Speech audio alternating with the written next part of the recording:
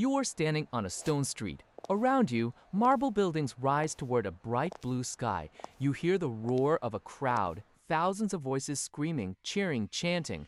The ground trembles beneath your feet. You turn a corner and see it. The Colosseum, massive, new, covered in white travertine.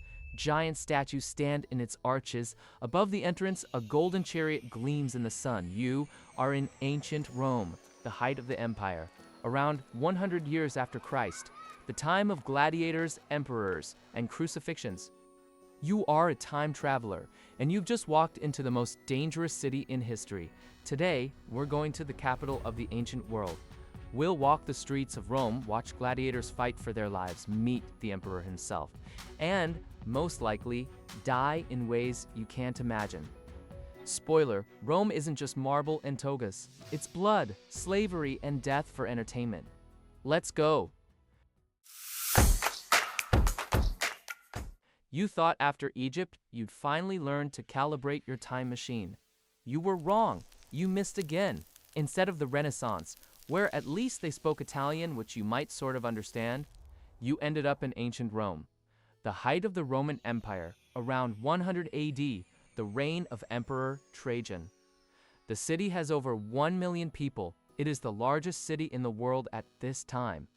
No other city comes close. The language is Latin. You don't speak Latin. You don't even know a few words. Your clothes, jeans, a t-shirt, sneakers look like nothing anyone has ever seen. Your skin is too pale from living indoors. Your hair is the wrong style. Your posture is wrong. You are an outsider, and in ancient Rome, outsiders had 3 possible fates: enslavement, crucifixion, or being thrown to the lions in the Colosseum for public entertainment. None of these options are good. You've seen movies about Rome. Gladiator, Ben-Hur, Spartacus. You think you know what to expect? You don't. Rome in 100 AD is a city of extreme contrasts. Marble temples and public buildings stand next to filthy, crumbling apartment blocks that rise 6 stories high. Clean water flows from fountains fed by aqueducts, while human waste and garbage flow in the gutters. The streets are narrow, crowded, and incredibly loud. Carts rattle over stone pavements. Merchants shout their prices at the top of their lungs. Children run barefoot through the mud. Beggars grab at your legs, showing you their wounds. The smell is overwhelming. Fresh bread baking, meat roasting on street corners, incense burning in temples, and underneath all of it, sewage, sweat, urine, and death. You cover your nose with your sleeve. Everyone else walks around as if they smell nothing. They're used to it. You are not. You may never get used to it. You can't avoid it. The Colosseum dominates the city skyline. It rises 4 stories high. 50,000 Romans can sit inside. Watching death for entertainment, you walk toward it. The roar of the crowd grows louder with every step. You pass under one of the giant arches and step inside. The arena floor is covered in sand. Not just any sand. Sand imported from Egypt. Why? Because Egyptian sand is particularly good at soaking up blood. Today's event is a venatio, a wild animal hunt. Men armed only with spears face lions, bears, and leopards. The animals have been starved for days. They are enraged. The men are slaves, criminals, or prisoners of war. Most of them have no training. Most of them will die within minutes. You watch as a lion leaps.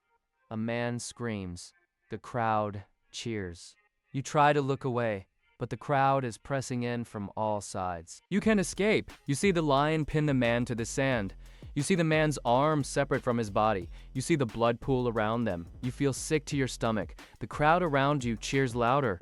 The next event is the main attraction, Gladiators. Professional fighters who train for years in special schools. They are celebrities. They have fans. Women write their names on walls, but they are still slaves. They still die for entertainment. 2 gladiators enter the arena. One carries a short sword and a large rectangular shield. He is a murmillo. The other carries a net and a trident. He is a retiarius. They circle each other slowly. The crowd chants. The murmillo attacks. The retiarius dodges and throws his net. He misses. The murmillo advances. The retiarius retreats. This goes on for minutes. The crowd grows impatient. They want blood. They start booing. Finally, the Murmillo lands a blow. The Retiarius falls to the sand. He raises his left hand, the index finger extended, begging for mercy. The crowd decides his fate. Thumbs up, he lives. Thumbs down, he dies. The crowd gives a thumbs down. The Murmillo looks at the Emperor. The Emperor gives a small nod. The Murmillo drives his sword into the Retiarius's neck. The crowd roars with approval. The sand turns dark red. You feel like you're going to vomit. Roman society is a pyramid, a very steep pyramid. At the very top is the Emperor. He is the most powerful man in the world. He controls the army, the treasury, the laws. His word is life or death for anyone in the empire. Below him are the senators, rich men from ancient families. They wear purple stripes on their togas to show their rank. They debate in the Senate, but they never disagree with the emperor. Whoa, them are the equestrians, businessmen, bankers, tax collectors. They are wealthy but not noble. They can become senators if they make enough money. Below them are the common citizens, free men who work as merchants, craftsmen, farmers. They have rights, they can vote, own property, marry citizens, but they have no power. Below them are the freedmen, former slaves who bought or were given their freedom. They have few rights, they cannot hold public office. Their children can. At the very bottom are the slaves. They have no rights at all. They are property. They can be bought, sold, tortured, or killed without consequence. There is no law that protects them. Where do you fit in this pyramid? Nowhere. You are not a citizen. You weren't born in Rome. You are not a freedman. You were never a slave. You are not even a foreigner with a treaty. You have no status, no patron, no protection. No one will help you. No one will speak for you. If someone kills you, no one will be punished. You are dirty. You haven't bathed in days. The Roman streets have coated you in dust and grime. You smell terrible. You feel terrible. You hear about the public baths. They are free or very cheap. Even the poor can use them. You decide to go. The baths of Trajan are massive. Marble floors, vaulted ceilings painted with gods and heroes, statues everywhere. Hot rooms, warm rooms, cold rooms, pools of clean water flowing from the aqueducts. You undress. You leave your strange clothes in a pile.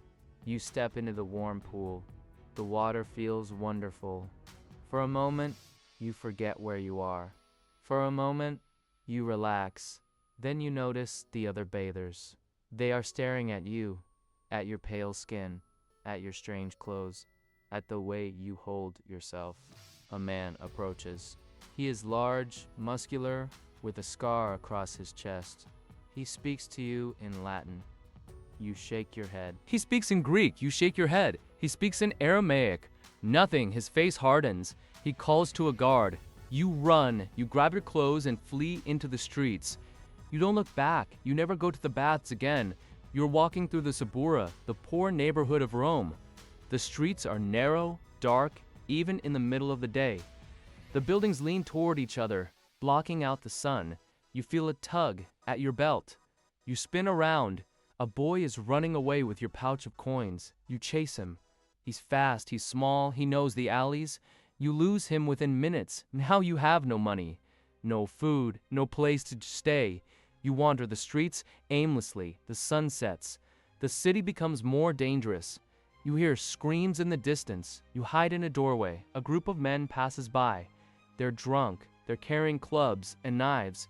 They're looking for someone to rob or kill. You hold your breath. They pass without seeing you. You survive another night, but you don't know how many more nights you have left. You are starving. You haven't eaten in 2 days. You have no money. You need to find food. Romans eat 3 meals a day. Breakfast is bread dipped in wine.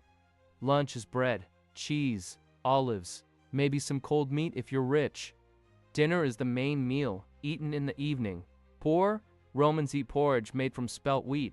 Sometimes they add vegetables, onions, cabbage, lentils.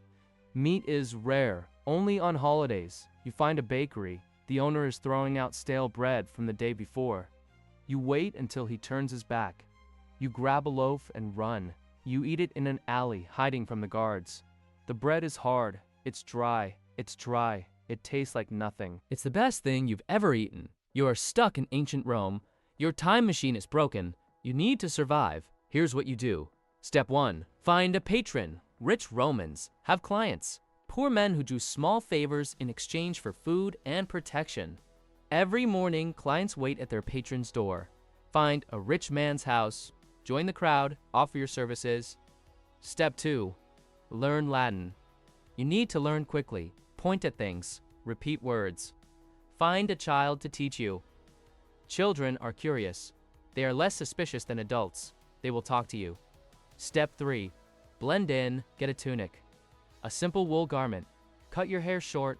Roman men have short hair. Stop wearing your strange clothes. Stop speaking your strange language in public. Step 4. Stay out of politics. Don't criticize the emperor. Don't talk about overthrowing the government. Don't even joke about it. Spies are everywhere. People are arrested for less. Step 5. Avoid the Colosseum. Don't go. Don't watch. Don't get involved. The games are dangerous for spectators too. Riots happen. People die in the crowds. We traveled to ancient Rome. What did we learn? 1. Ancient Rome isn't just marble and togas. It's blood, slavery, and death for entertainment. The movies lied to you too. The Colosseum is a killing machine. 50,000 people watched murder as sport. They cheered when men died. 3. Roman society is brutal. Slaves have no rights. Outsiders have no protection. No one will help you. 4. Survival is possible. Barely. Find a patron. Learn Latin. Blend in. Stay out of politics. Avoid the Colosseum. 5. You can't go home. Your time machine is broken. The parts don't exist here. You are stuck in Rome forever. Now, a question. If you ended up in ancient Rome, what would you do first? Run to the Colosseum? Find a patron? Hide in the sewers? Drop it in the comments. I am genuinely curious. And if you want to travel to ancient Greece, smash that like button. Subscribe to Muya Animation. And remember, the past isn't like the movies. It's bloodier, louder, and deadlier.